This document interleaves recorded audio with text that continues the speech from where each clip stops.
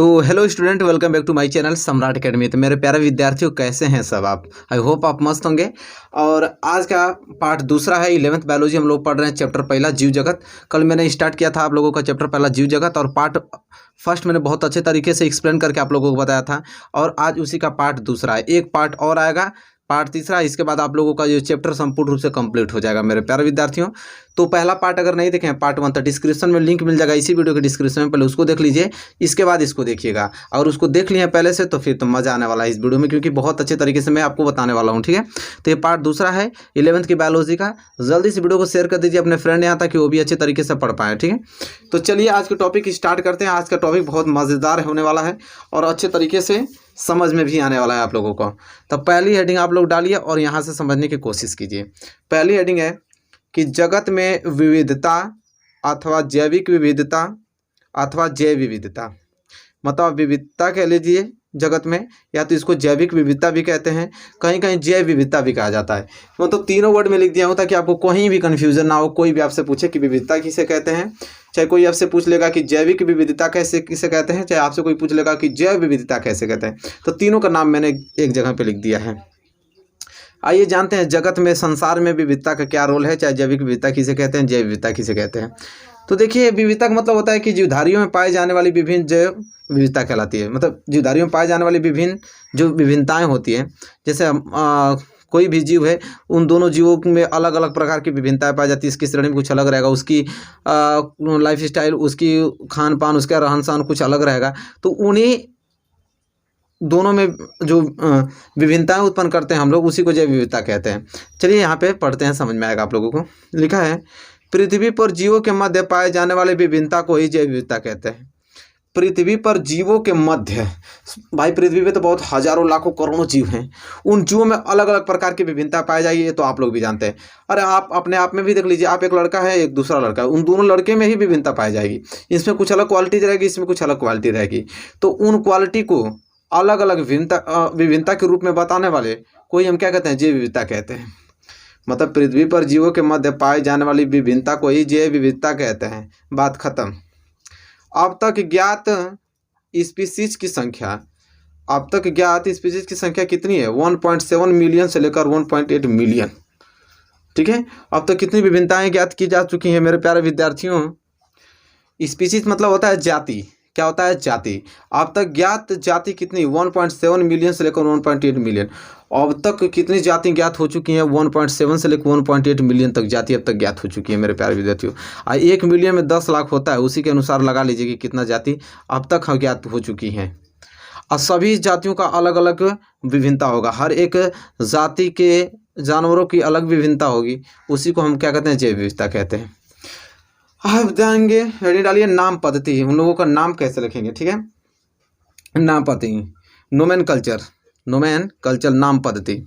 अब देखिए मेरे प्यारे विद्यार्थियों, लिखा है कि विज्ञान की वह शाखा जो जीवों को सुस्पष्ट और सही नाम देती है ताकि उन्हें आसानी से पहचाना जा सके और दूसरे जीवों से विभेदित किया जा सके, नाम पद्धति कहलाती है। जैसे आप लोगों का नाम है, तो एक आपको नाम फिक्स नाम दे चुका है, राहुल, आकाश, मनीष, जो भी है, तो एक फिक्स नाम दे चुका है और उसी के नाम से आपको जाना जाता है।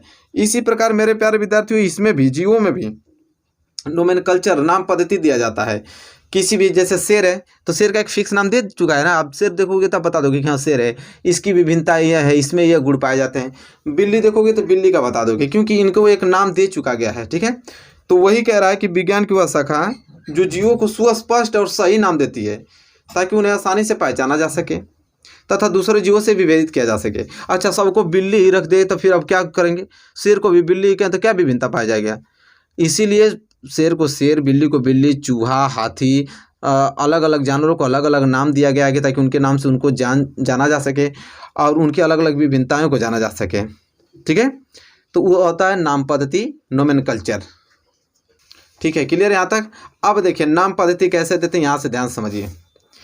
देखिए, पौधों को अगर नाम देता है कोई, जैसे पौधों के लिए वैज्ञानिक नाम, पौधों के लिए जो वैज्ञानिक नाम देती है कौन सी शाखा? उस शाखा का नाम है ICBN, जिसे इंग्लिश में बोलते हैं इंटरनेशनल कोड ऑफ बोटेनिकल। ठीक है, जो पौधों को नाम देती है शाखा, उस शाखा का नाम क्या है? ICBN, international code of botanical.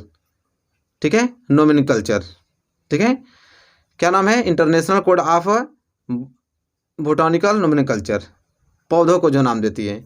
और प्राणियाँ जंतुओं के लिए जो वैज्ञानिक नाम दिया जाता है वो किस शाखा के अंतर्गत दिया जाता है, तो उसको कौन शाखा देती है, ICZN देती है, मतलब international code of zoological nomenclature. तो ये आपको एकदम याद होना चाहिए कि पौधों के लिए अगर कोई वैज्ञानिक नाम देता है तो कौन शाखा देगी, ICBN, international code of botanical nomenclature. और प्राणी जीव जंतु का जो वैज्ञानिक नाम कौन सी शाखा देगी, तो ICZN देगी, ठीक है, ICZN, जिसे international code of zoological nomenclature कहते हैं। तो यह पॉइंट बहुत ही ज़्यादा महत्वपूर्ण है, इसको आपको किसी कीमत पे याद कर लेना होगा, ठीक है, क्लियर यहाँ तक। चलिए, इसके बाद आता है नेक्स्ट हेडिंग, द्विपदनाम पद्धति। अब द्विपदनाम पद्धति, बायनोमियल नोमेनक्लेचर किसे कहते हैं, अब इसे जानते हैं। तो मेरे प्यारे विद्यार्थियों, बड़ा इंटरेस्टिंग पॉइंट है द्विपदनाम पद्धति कि जीवों के नामकरण की वह प्रणाली जिसमें प्रत्येक नाम के दो घटक होते हैं, वंश नाम तथा जाति संकेत पद होते हैं, उसे द्विपदनाम पद्धति कहते हैं। इसे कैरोलस लिनियस ने दिया था। इसका मतलब ये होता है मेरे प्यारे विद्यार्थियों, मैं बताना चाहूँगा आप लोगों को, जैसे कोई भी आपका नाम है, जैसे मैं ले लेता हूँ यहाँ पे आकाश शर्मा, मैं ले लेता हूँ किसी का नाम आकाश शर्मा ले लेता हूँ, ठीक है। तो जो आकाश शर्मा नाम है ना मेरे प्यारे विद्यार्थियों, तो इसमें जो इसका नामकरण है आकाश शर्मा, यह दो चीज़ों से मिलकर बना है। इसके दो तरीके से, जो आकाश है इसे हम बोलते हैं क्या, इसे बोलते हैं वंश, क्या बोलते हैं, वंश, जो आगे वाला है इसे बोलते हैं वंश। और जो ये शर्मा है ना, किसको डिनोट करता है, जाति को डिनोट करता है। तो वही कह रहा है कि कोई भी अगर आप जीवों का नामकरण करते हैं तो उन नामकरण में दो तरीके से मिलकर नाम बना होगा, एक वंश नाम, एक जाति। तब पहले जो रहेगा उसे वंश कहेंगे और दूसरा उसको जाति कहेंगे, ठीक है। जैसे कैलाश प्राणी ले लेता हूँ, जैसे कैलाश प्राणी, एक कैलाश प्राणी है ना, तो इसमें कैलाश आपका क्या है, वंश है, और प्राणी क्या है, जाति है, ठीक है, ये चीज़ होता है। तो वही कह रहा है कि जीवों के नामकरण को वह प्रणाली जिसमें प्रत्येक नाम के दो घटक होते हैं, वंश नाम तथा जाति संकेत पद होते हैं, उसे द्विपदनाम पद्धति कहते हैं। इसे कौन दिया था, कैरोलस, ये तुम याद कर लीजिए, कैरोलस लिनियस, ठीक है, कैरोलस लिनियस ने दिया था इस नाम को, कि भाई कोई भी नाम है उस दो तरीके से बटा रहेगा, वंश और जाति को डिनोट करेगा। अब देखिए लिखा है यहाँ पे, लिनियस ने अपनी पुस्तक स्पीसीज प्लांटेरम में पौधों को 59,000 जातियों और सिस्टेमा नेचुरी में जंतुओं को 4,326 जातियों का वर्णन किया। यह पॉइंट बहुत ही ज़्यादा मतलब आज से याद कर लीजिए। लिनियस के दो बुक थे, उन्होंने एक स्पीज प्लांटेरम लिखा और दूसरा क्या था, सिस्टेमा नेचुरी, ठीक है, सिस्टेमा नेचुरी। तो स्पीज प्लांटेरम में उन्होंने कम से कम 59,000 पौधों की जातियों का वर्णन किया, 59,000 कर रहा हूँ, 5900। और सिस्टेमा नेचुरी जो बुक था उसमें उन्होंने जंतुओं को 4,326 जातियों का वर्णन किया, ठीक है। तो ये आपको पॉइंट बहुत ही ज़्यादा very very most important exam पूछता है, मैं मार्क्स कर देता हूँ, इसको जरूर से नोट कर लीजिएगा, ठीक है। लिनियस के दो बुक बस याद करना आपको, स्पीसीज प्लांटेरम, दूसरा सिस्टेमा नेचुरी। सिस्टेमा नेचुरी में लगभग 4,326 जातियों का वर्णन किया उन्होंने, और स्पीच प्लांटेरम में 5900 जातियों का, ठीक है। तो यहाँ तक क्लियर हुआ मेरे प्यारे विद्यार्थियों। चलिए यहाँ तक क्लियर हो गया, तो आगे बढ़ेंगे और हम यह देखेंगे इसमें कि जो द्विपद नाम था, जो हम लोगों ने पढ़ा कि द्विपद नाम पहले में आपका वंश रहता है, फिर जाति से मिलकर द्विपद नाम बनता है। तो वही चीज़ है, द्विपद नाम पद्धति के नियम निम्नलिखित हैं। इसके नियम होते हैं, लिखने का तौर तरीका होता है मेरे प्यारे विद्यार्थियों। द्विपद नाम को कौन कौन तौर तरीका होता है ये हम देखने वाले हैं। तो देखिए पहला है, पहला आपका दे रखा है कि जैविक नाम, क्या दे रखा है, जैविक नाम प्रायः लैटिन भाषा में होते हैं। जितने भी जैविक नाम आपको दिखाई देंगे सब लैटिन भाषा में होते हैं और तिरछे अक्षरों में लिखे जाते हैं। अब समझिए, जैविक नाम प्रायः किस में, लैटिन भाषा में होते हैं और तिरछे अक्षरों में लिखे जाते हैं। इनका उद्भव चाहे कहीं से भी हुआ हो, इन्हें लैटिनीकरण अथवा लैटिन भाषा का व्युत्पन्न समझा जाता है। लैटिन एक मृत है जो दुनिया में नहीं बोली जाती है। अब इसका मतलब क्या है, ये क्या कह रहा है, ये चीज़ें इसको समझिए ध्यान से। ये कह रहा है मेरे प्यारे विद्यार्थियों कि जैसे मैं किसी का वैज्ञानिक नाम लिखता हूँ, जैसे आम का ही लिख दिया मैं, चाहे मानव का ही होमोसेपियंस क्या होता है, होमोसेपियंस से वैज्ञानिक नाम होता है किसका, मनुष्य का, होमोसेपियंस।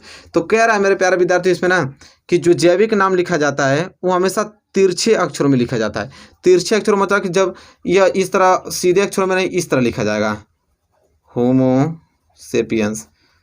ठीक है, ये पहला गुण होता है, वैज्ञानिक नाम को हमेशा तिरछे अक्षरों में लिखा जाता है। ठीक है, तो वही कह रहा है कि जैविक नाम प्राय लैटिन भाषा में होते हैं, देखिए लैटिन भाषा में है और इसे तिरछे अक्षरों में लिखा जाता है और इनका उद्भव चाहे किसी से भी हो, इसे लैटिन भाषा में ही व्युत्पन्न किया जाता है। ठीक है, लैटिन मृत है जो दुनिया में नहीं बोली जाती है, इस समय लैटिन भाषा नहीं बोली जाती है। तो पहला तो आपको समझ में आ गया ना कि कोई भी अगर वैज्ञानिक नाम लिख रहे हैं हम लोग, जैविक नाम, तो उसे हम लोग किससे लिखेंगे, वो तो पहले तो लैटिन भाषा में रहेगा और उसे तिरछे अक्षरों में लिखेंगे। पहला पॉइंट आप याद कर लीजिए। ठीक है, इसके बाद दूसरा क्या कह रहा है, दूसरा मेरे प्यारे विद्यार्थी बोल रहा है यहाँ पे कि जैविक नाम में पहला शब्द वंश नाम होता है जबकि दूसरा जाति संकेत पद होता है। मतलब कि अगर होमोसेपियंस में लिखा हूँ तो यह पहला क्या है, वंश, क्या है, वंश को डिनोट करता है और सेपियंस किसको डिनोट करता है, जाति को डिनोट करता है। यह चीज़ बताने की कोशिश कर रहा है। ठीक है, क्लियर हो गया, होमो किसको, वंश को डिनोट करता है और सेपियंस जाति को डिनोट करता है। फिर तीसरा मेरे प्यारे विद्यार्थियों क्या है कि जैविक नाम को जब हाथ से लिखते हैं तो दोनों शब्दों को अलग अलग करके रेखांकित अथवा छपाई में तिरछा लिखना चाहिए। देखिए, एक तो अपना बुक से टाइपिंग आएगा, टाइपिंग में अपने बुक्स में दिया रहेगा, लेकिन अगर हम इसे हाथ से लिखेंगे अपने हाथों से, तो हाथों से लिखने का मतलब ये चीज़ है कि इससे पहले हम लोग हाथों से लिखेंगे, तिरछा लिखेंगे। क्या लिखेंगे, तिरछा, होमोसेपियंस। देखिए हाथ से लिख रहा हूँ ना, होमोसेपियंस, और इसके बाद इसके नीचे अंडरलाइन करेंगे। ठीक है, इसे रेखांकित करेंगे, रेखांकित। तो अगर हाथ से लिखेंगे तो तिरछा और उसके नीचे रेखांकित करेंगे, और बुक में तो आपको ऐसे ही लिखा रहेगा। ठीक है, तो हाथ से जब भी लिखिएगा तो तिरछे में लिखिएगा और रेखांकित कर दीजिएगा, ये कह रहा है। ठीक है, कि जैविक नाम को जब हाथ से लिखते हैं तो दोनों शब्दों को अलग अलग करके रेखांकित अथवा छपाई में तिरछा लिखते हैं। इसके बाद चौथा क्या होता है नियम कि पहला अक्षर जो वंश नाम को बताता है बड़े अक्षर में होने चाहिए जबकि जाति संकेत पद में छोटा अक्षर में होना चाहिए। मतलब मेरे प्यारे विद्यार्थियों, कहने का मतलब ये चीज़ है कि जो होमोसेपियंस में लिखा हूँ, होमोसेपियंस में वंश है और ये क्या है आपका जाति, तो यह जो होमो ये कैपिटल अक्षर में होना चाहिए, मतलब यह पहला अक्षर कैपिटल होमो, लेकिन सेपियंस में आपको स्मॉल होना चाहिए, सेपियंस इस तरह, ये आपको पहला अक्षर स्मॉल होना चाहिए, लिखा हूँ कैपिटल लेकिन स्मॉल होना चाहिए। ठीक है, तो वही चीज़ बताने की कोशिश कर रहा है कि वंश और जाति में जो होता है, वंश में पहला आपका कैपिटल में होना चाहिए, ठीक है, और दूसरा किस में, स्मॉल में होना चाहिए। ये चीज़ बताने की कोशिश कर रहा है। तो पहला अक्षर जो वंश नाम को बताता है बड़े अक्षर में होना चाहिए जबकि जाति संकेत पद में छोटा अक्षर होना चाहिए। यहाँ तक के लिए आप इतना जितना पढ़े हम लोग, यहाँ पे आप लोगों को समझ में आएगा। देखिए लिखा है क्या, आम। तो देखिए आम का जो वैज्ञानिक नाम होता है मैग्नीफेरा इंडिका। ठीक है, मैग्नीफेरा इंडिका होता है वैज्ञानिक नाम। छपाई में तिरछा लिखते हैं इसको, देखिए, अथवा मैग्नीफेरा इंडिका हाथ से लिखते समय सीधा रेखांकित करके लिखते हैं। देखिए हाथ से अगर आप लिख रहे हैं तो आप सीधा लिख सकते हैं, लेकिन उसको अंडरलाइन करना पड़ेगा। ठीक है, ये चीज़ है, तो इस तरह लिखते हैं। मैंने अभी तिरछा बताया था, तिरछा नहीं लिखते हैं, हाथ से सीधा लिखते हैं मेरे प्यारे बेटे। तिरछा तो उसे आता है, लिखा आता है, लेकिन हाथ से जब लिखोगे आप तो सीधा लिखिएगा, अंडरलाइन कर दीजिएगा। ठीक है, फिर कह रहा है कि मानव होमोसेपियंस अथवा होमोसेपियंस। इसका मतलब देखिए मानव का जो वैज्ञानिक नाम होमोसेपियंस किताब में ऐसे छप के आएगी, हाथ से लिखिएगा तो आप होमोसेपियंस ऐसे लिखिएगा। क्लियर। फिर पांचवा जो इसका नियम होता है उसको देखिए। पांचवा नियम कह रहा है मेरे प्यारे विद्यार्थियों कि जाति संकेत पद के बाद अर्थात जैविक नाम के अंत में लेखक का नाम और इसे संक्षेप में लिखते हैं। इसका मतलब ये चीज़ है कि जब भी हम लिखेंगे, जैसे यहाँ पे लिखा है क्या, मैग्नीफेरा इंडिका, जब भी हम किसी का वैज्ञानिक नाम लिखेंगे तो वैज्ञानिक नाम लिखेंगे, लेकिन उसी के साथ हम लोग क्या उसके लेखक का नाम भी लिख देंगे, और भी संक्षेप में छोटा में।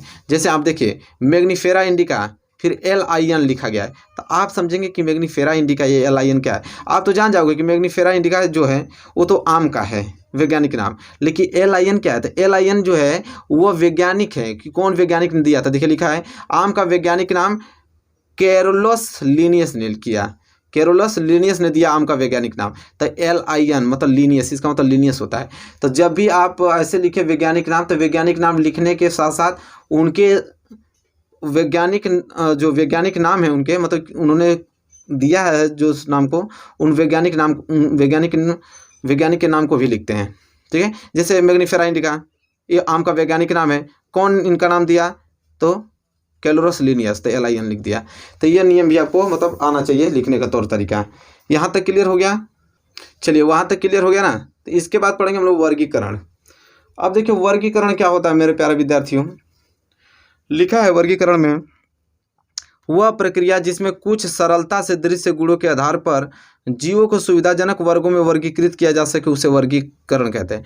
वर्गीकरण मतलब कि देखिए संसार में बहुत सारे आपको जीव जंतु मिलेंगे, उन जीवों को एक सरलता के रूप में उनके गुण के आधार पे, ठीक है, उनके वर्गों को हम क्या करते हैं? एक वर्गीकरण रखते हैं। अच्छा आप ही बताइए, आपको 20 बिल्ली, 10 शेर, 10 हाथी, इस तरह सब मिक्सिंग करके दे दिया जाए, आप क्या करोगे? चूहे का एक वर्गीकरण बनाओगे, चूहे का एक वर्ग, एक हाथी का वर्ग बनाओगे, एक शेर का वर्ग बनाओगे, और उसमें अलग अलग चूहे को, हाथी को, शेर को रख दोगे, उनकी अलग अलग विभिन्नताएं लिखोगे, उनके अलग अलग गुण लिखोगे, ठीक है। वही सब लिखना ही तो आपका वर्गीकरण कहलाता है। उससे क्या होती है? सुविधाजनक होती है वर्गों में वर्गीकृत करना, कि सबको अलग अलग लिख देंगे भाई, देखने में आसान रहेगा, सबके गुण को अलग अलग डिफरेंट टाइप से हम पढ़ लेंगे, तो उसी को वर्गीकरण कहते हैं आम भाषा में। वही चीज़ तो लिखा है यहाँ कि वह प्रक्रिया जिसमें कुछ सरलता से दृश्य गुणों के आधार पर जीवों को सुविधाजनक वर्गों में वर्गीकृत किया जा सके, उसे वर्गीकरण कहते हैं। बात खत्म। अब देखिए वर्गीकरण पद्धति क्या कहलाता है, इसे समझिए। तो वर्गीकरण पद्धति वही चीज़ है कि विज्ञान की वह पद्धति जिसमें विभिन्न प्रकार के जीवों को नियमित रूप से व्यवस्थित किया जा सके, उसे वर्गीकरण पद्धति या सिस्टेमेटिक्स कहते हैं। तो सिस्टेमेटिक्स मतलब उसी चीज़ को जब हम वर्गीकरण करेंगे तो एक सिस्टम के अनुसार ही ना करेंगे भाई, कि बिल्ली के क्या तौर तरीके हैं, क्या उसके आइडेंटिटीज हैं, प्रूफ हैं, मतलब उसके क्या गुण हैं वो अलग लिखेंगे, हाथी के अलग लिखेंगे, शेर के अलग लिखेंगे, यही तौर तरीका इस सिस्टमेटिक ढंग से लिखना है तो वर्गीकरण पद्धति कहलाता है। बात खत्म। तो वही चीज़ तो लिखा है विज्ञान के रूप में कि विज्ञान की वह पद्धति जिसमें विभिन्न प्रकार के जीवों को नियमित रूप से व्यवस्थित किया जा सके, उसे वर्गीकरण पद्धति या सिस्टमेटिक्स कहते हैं। क्लियर? चलिए अब देखिए लिखा है नीचे, विशेषीकरण, जो उनका वर्गीकरण करेंगे उस किस आधार पर करेंगे? तो विशेषीकरण, पहचान, विज्ञान, वर्गीकरण तथा नामकरण पद्धति आदि ऐसे प्रक्रम जो वर्गीकृत वर्गीकरण विज्ञान के आधार पर है। वर्गीकरण विज्ञान मतलब कि जो उनको हम वर्ग में रखेंगे जिस सिस्टम में, तो किस आधार पर रखेंगे? तो उनके विशेषकर आधार पर, उनके पहचान के आधार पर, ठीक है, उनके वर्ग के आधार पर, किस वर्ग में आ रहे हैं, उन्हीं के नामकरण के अलग अलग आधार पर हम लोग लिस्ट बना के उसको रखेंगे मेरे प्यारे विद्यार्थियों। ठीक है, ये चीज़ कह रहा है। क्लियर हुआ यहाँ तक? बताइए। चलिए इसके बाद आपका आता है वर्गीकीय। अब वर्गीकीय क्या होता है मेरे प्यारे विद्यार्थियों, इसे देखेंगे। वर्गीकीय जिसे हम बोलते हैं टेक्सोनोमी। क्या बोलते हैं? टेक्सोनोमी। अब देखिए वर्गीकीय ये होता है कि विज्ञान की वह शाखा जिसमें जीवों को उनकी पहचान, नामकरण और वर्गीकरण के नियमानुसार अनेक समूहों में वर्गीकृत किया जा सके, उसे वर्गीकीय कहलाते हैं। वर्गीकीय मतलब कि ग्रुप, जिस ग्रुप में उनकी पहचान के अनुसार, उनके नाम के अनुसार एक वर्ग बना रहे हैं, एक समूह बना रहे हैं, उसी को वर्गीकीय कहलाते हैं। ठीक है, तो सेम चीज़ वही पैटर्न है। आप लोग को वर्गीकीय क्या मतलब, शेर, हाथी, बाघ, चूहा, बिल्ली, कुछ जो भी है, चूहे का आपने एक ग्रुप बना लिया उनके नाम पे कि भाई इस लिस्ट में सिर्फ चूहे ही रहेंगे, और इनका चूहा नाम है और इनकी आइडेंटिटी, इनकी पहचान यह है, इनके गुण यह है। इसी प्रकार इसमें शेर रहेंगे, शेर की आइडेंटिटी यह है, इनके गुण यह है, इनमें विभिन्नता यह पाई जाती है, चूहे में विभिन्नता यह पाई जाती है। अलग अलग लिस्ट बना के उसी को वर्ग में रखते हैं, वही तो आपको वर्गीकीय कहलाती है, टेक्सोनोमी कहलाती है। बात खत्म। वही लिखा है कि विज्ञान की वह शाखा जिसमें जीवों को उनकी पहचान के अनुसार, उनके नाम के अनुसार और उनके वर्गीकरण के नियमानुसार अनेक समूह में क्या किया जाता है, अलग अलग समूह में वर्गीकृत किया जा सकता है, उसी को हम वर्गीकीय कहते हैं। दैट्स इट, काम खत्म। और कुछ है इसमें दिमाग लगाने की? कुछ नहीं है। तो सिंपल सिंपल वर्ड से आपको समझते चलना है मेरे प्यारे विद्यार्थियों। अब देखिए वर्गीकीय के बाद आपका हेडिंग है वर्गीकीय पदानुक्रम। ठीक है, वर्गीकीय पदानुक्रम मतलब टेक्सोनोमी हेरेस्टी, मतलब कि उसको किस पद्धति में, किस स्टेप से उसको रखेंगे, ये चीज़ है। ठीक है, तो देखिए लिखा है कि इसे लीनियस पदानुक्रम भी कहते हैं। वर्गीकीय को जो होता है, वर्गीकीय पदानुक्रम जो होता है, उसे हम इसे लीनियस पदानुक्रम भी कहते हैं। इसलिए इसे लीनियस पदानुक्रम कहते हैं क्योंकि इसे लीनियस प्रतिपादित किया था। जो वैज्ञानिक लीनियस थे उन्होंने बताया था कि किसी भी वर्गीकीय को हम पदानुक्रम में लिखते हैं, एक सिस्टम में लिखते हैं, तो इसे हम लीनियस पदानुक्रम भी कहते हैं क्योंकि यह लीनियस जो वैज्ञानिक थे उन्होंने प्रतिपादित किया था। इसके अंतर्गत जीवों को विभिन्न श्रेणियों, वर्गीकीय संवर्ग को एक निश्चित क्रम, अवरोही क्रम, जगत से जाति की ओर, जगत से हम किसकी ओर, जाति की ओर लिखते हैं, अवरोही क्रम में, बढ़ते क्रम में, अथवा आप कह सकते हो कि आरोही क्रम, घटते क्रम में भी लिख सकते हैं, जाति से लेकर जगत की ओर। ठीक है, यही सिस्टम रखना, मतलब कि आरोही क्रम में, अवरोही क्रम में, मतलब जाति से जगत की ओर और जगत से जाति की ओर रखना ही क्या कहलाता है, वर्गीय पदानुक्रम कहलाता है। अब यह क्या होता है, जाति से जगत की ओर, जगत को जाति की ओर, अभी समझ में आएगा आप लोगों को। देखिए लिखा है यहाँ पे वर्गक, वर्गों को टेक्सान कहते हैं। अब वर्ग क्या होता है कि प्रत्येक वर्ग की या संवर्ग या व्यवस्था वर्ग कहलाता है। प्रत्येक वर्ग की मतलब प्रत्येक वर्ग मतलब प्रत्येक, अगर लिस्ट हम तैयार कर रहे हैं तो प्रत्येक वर्ग की आपका क्या कहलाता है, संवर्ग या सिस्टम कहलाता है, या वर्ग कहलाता है। यह वर्गीकरण की एक इकाई है और किसी भी स्तर के जीवों को समूह को दर्शाती है। देखिए यहाँ यही चीज़ तो लिखने के लिए बोल रहा था। देखिए सबसे बड़ा क्या होता है मेरे प्यारे विद्यार्थियों, सबसे बड़ा जगत होता है। देखिए लिखा है पहला जाति, स्पीसीज जिसे कहते हैं, फिर इसके बाद वंश आता है जीनस, फिर कुल आता है फैमिली, फिर गण आता है ऑर्डर, फिर वर्ग क्लास, फिर संघ फाइलम, फिर सातवां जगत। देखिए सबसे बड़ा जगत होता है किंगडम। जगत से छोटा आपका संघ होता है, संघ से छोटा वर्ग होता है, वर्ग से छोटा गुण होता है, और गण, गण जैसे गण कहते हैं ऑर्डर, फिर उससे छोटा कुल होता है, फिर उससे छोटा वंश, फिर उसके बाद जब लास्ट में जाति सबसे छोटा होता है और सबसे बड़ा जगत होता है। तो देखिए इसके लिखने का सिस्टम ये होता है ना कि सबसे पहले हम जाति को लिखते हैं, किससे, जाति। जाति के बाद मेरे प्यारे विद्यार्थियों बारी आएगी किसकी, वंश की। वंश के बाद इसको किस कुल में है लिखेंगे, फिर इसका गण लिखेंगे, गण के बाद फिर इसका वर्ग लिखेंगे, वर्ग के बाद संघ लिखेंगे, और संघ के बाद लास्ट में आप लिखेंगे जगत। तो ये जो सिस्टम लिख रहे हैं हम लोग ना, तो किसी भी अजीव जंतुओं का अगर वर्गीय करते हैं तो पहले उसकी जाति को लिखेंगे, फिर उसको वंश को लिखेंगे, फिर उसको कुल को, फिर गण के रूप में, फिर वर्ग उसका लिखेंगे, फिर संघ लिखेंगे, फिर जगत लिखेंगे। और इसी सिस्टम को हम लोग कहते हैं मेरे प्यारे विद्यार्थियों वर्गीय, इसी को सिस्टम को वर्गीय कहते हैं। तो आई होप आपको क्लियर हो गया होगा सारी चीज़ें। अब इसमें है ही क्या, तो यहाँ तक क्लियर हो गया ना आप लोगों को, बताइए समझ में आ गया यहाँ तक।